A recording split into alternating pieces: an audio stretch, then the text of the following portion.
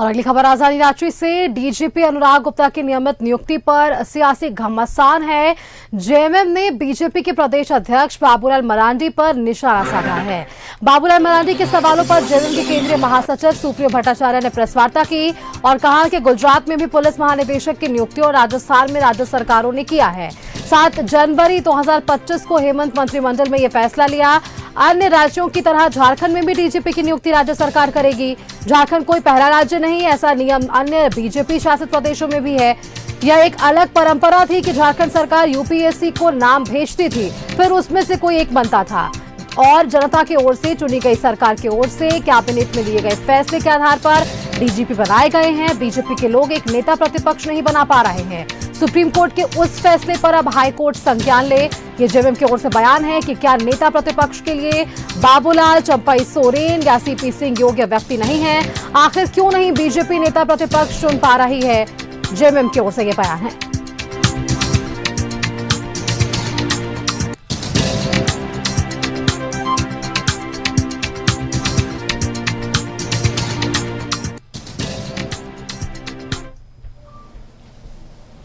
तीन नामों का पैनल भेजती थी और उसके बाद उस पैनल से कोई सिलेक्ट होकर आता। अब वो प्रथा समाप्त कर दी गई और यह निर्णय कैबिनेट का है।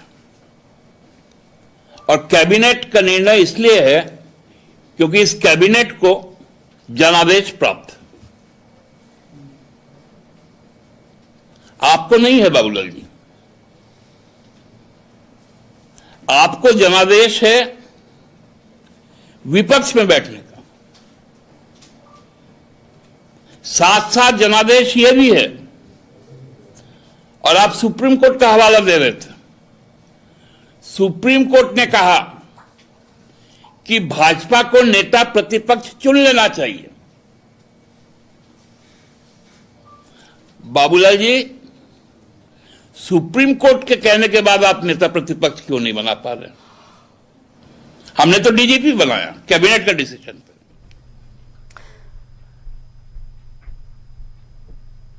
न्यूज रूम से हमारी संवाददाता पूजा दुबे हमारे साथ बनी है। पूजा, देखिए, नियमित डीजीपी बनाए गए थे अनुराग गुप्ता और अब इस पर सियासी घमासान है। एक तरफ बीजेपी यानी कि बीजेपी के प्रदेश अध्यक्ष ने प्रेस वार्ता की और नियमित डीजीपी चुनने को लेकर बड़े सवाल खड़े कर दिए, यहां तक कि उन्होंने सीबीआई जांच की भी मांग की। वहीं दूसरी तरफ अगर आप सुप्रियो भट्टाचार्य की प्रेस वार्ता को सुनेंगी तो उन्होंने भी तो यह स्पष्ट कहा कि राजस्थान की बात कर लीजिए, गुजरात की बात कर लीजिए, वहां पर इस तरह से ही चयन होता है। तो बीजेपी शासित प्रदेशों में अगर चुनाव हो तो ठीक, और अगर झारखंड में चुनाव इस तरह से अगर नियमित डीजीपी का हो रहा है तो क्यों परेशानी? और इसके साथ ही उन्होंने नेता प्रतिपक्ष को लेकर भी बीजेपी पर सवाल खड़े कर दिए हैं।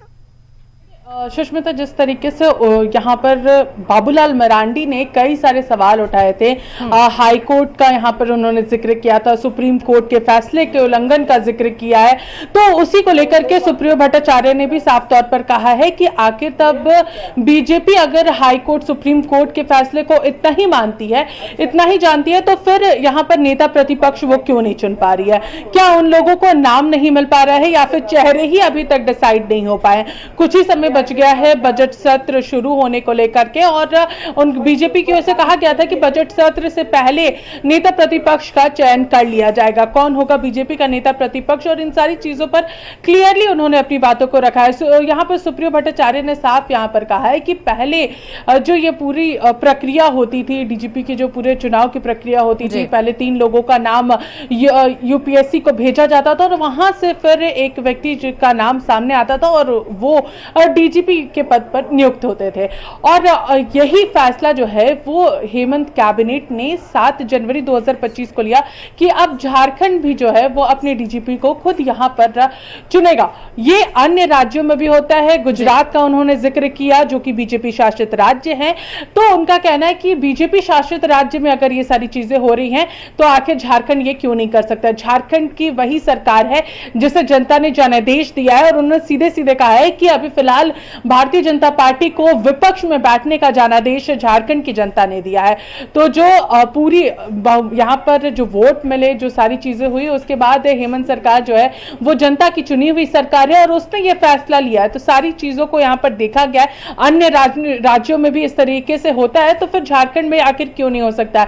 इसको लेकर के उन्हें इतनी परेशानी क्यों हो रही है? और जहां तक उन्होंने यहाँ पर 1,36,000 करोड़ के बकाया राशि को लेकर के भी कहा है, जिसका जिक्र बाबूलाल मरांडी ने किया था, तो उसको लेकर के भी इन्होंने कहा है कि 1,36,000 करोड़ का पूरा ब्यौरा जो है और वो किस विभाग से बचा हुआ, किस मद से बचा हुआ है, वो पूरी जानकारी जो है वो दे दी गई है। आए दिन इसको लेकर के सवाल भारतीय जनता पार्टी उठा रही है कि हम लोगों को वो ब्यौरा दे, बीजेपी समर्थन करेगी, ये बाबूलाल मरांडी ने खुद कहा था। तो इन सारी चीजों को लेकर के वो पूरी तरीके से आक्रामक फिलहाल नजर आ रही है कि हम कर रहे हैं तो आखिर इतनी परेशानी क्यों हो रही है? बाकी राज्यों में भी तो वही चीजें अपनाई जा रही हैं। Sushmita.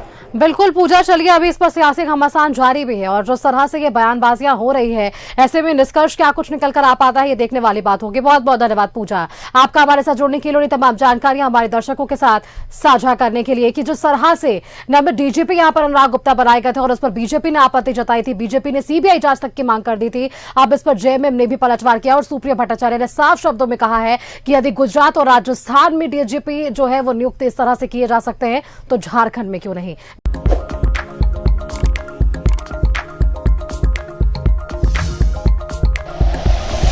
Like and share videos, subscribe करें हमारा चैनल और प्रेस करें बेल आइकॉन। न्यूज़ 11 भारत, सच है तो दिखेगा।